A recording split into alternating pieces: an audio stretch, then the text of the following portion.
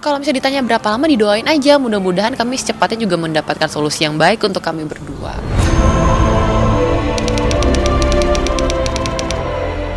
Bak hidup segan mati pun tak mau, bisa jadi itulah yang kini mewarnai rumah tangga Gracia Indri dan David sang keyboardis Noah Band. Bagaimana tidak, kabarnya sudah nyaris 2 bulan Gracia dan David pisah rumah dengan alasan untuk saling introspeksi.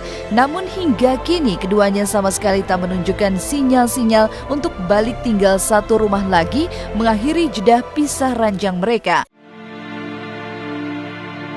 Tak pelak, teka-teki baru pun mencuat. Sampai kapankah David dan Gracia berpisah rumah? Jika tidak akan ada asap tanpa ada api, konflik apa yang membuat David dan Gracia seolah betah berlama-lama pisah ranjang bahkan tanpa kepastian? Karena jika David mengakui bahwa kesibukannya dengan sang istrilah yang memicu keretakan mereka, maka lain halnya dengan Gracia yang justru seolah mematahkan pernyataan David.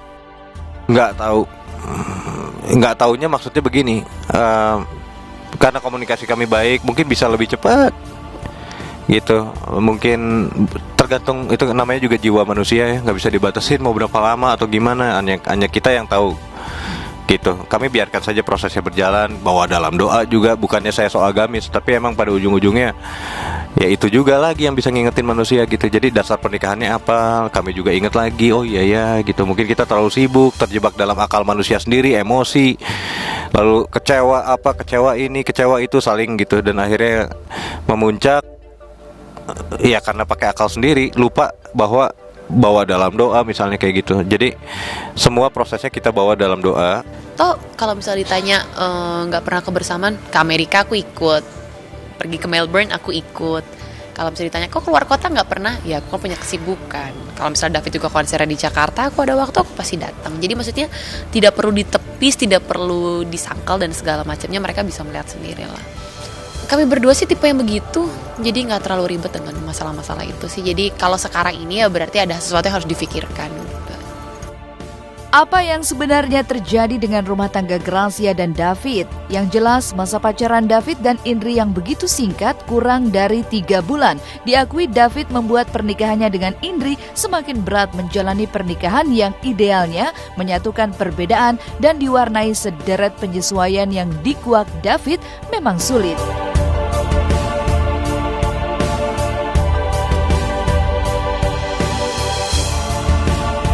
Yang saya rasain dan kami juga ungkapkan ya begitu, karena kita kan cepat lalu dengan tanggung jawab yang besar, tekanannya besar, keadaannya juga ya kita juga baru menikah, saya belum pernah menikah gitu, baru menikah, meraba-raba ini meraba itu, menurut kita baiknya apa, menurut Indi baiknya apa, ya akhirnya mungkin ada titik memuncaknya lah dan bagaimana gitu. Tapi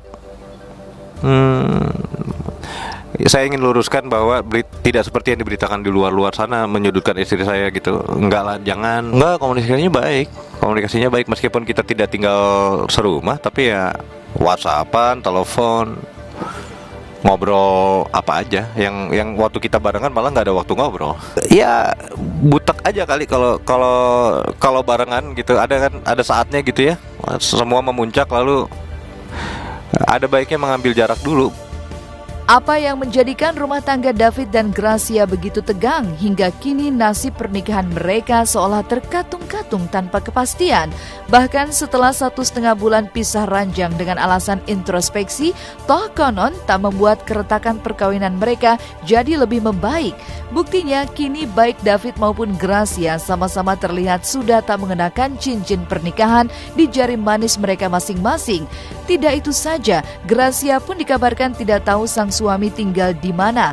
Bahkan selain dikabarkan kerap curhat dengan sahabat seperti Kartika Putri, Gracia Indri juga dikabarkan mulai melakukan konsultasi dengan psikolog.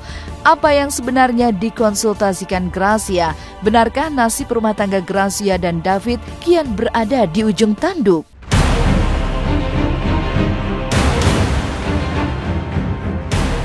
Aku bukan bukan tipe orang yang kayak cerita dong, bener nggak itu, enggak lah, pasti orang dia juga pasti udah depresi gitu ya, maksudnya kaget, pasti stres juga untuk dapetin berita seperti ini. Makanya aku nggak mau ikut campur, ya apapun ceritanya kan harus saya keep sendiri gitu. Yang punya wewenang dan hak untuk menjelaskan ke publik kan mereka berdua, apalagi ini urusan pribadi yang sangat sensitif yang harus mereka selesaikan berdua juga.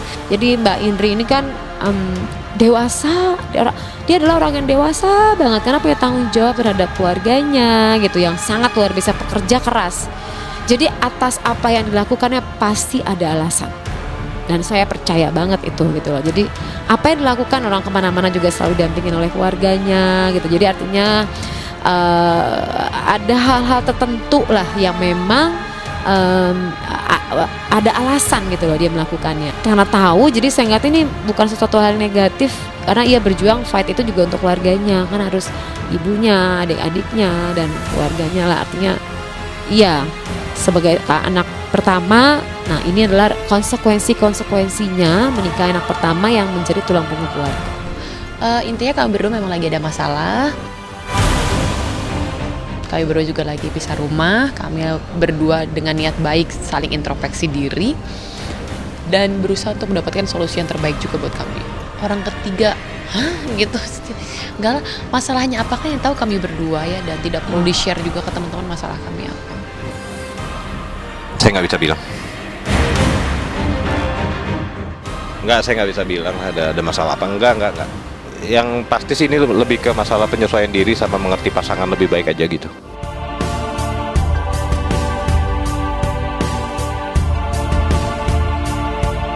Sesaat lagi, Was-Was masih akan kembali dengan kabar duka dan air mata artis Indah Kalalo melepas kepergian sang ibunda di pemakaman.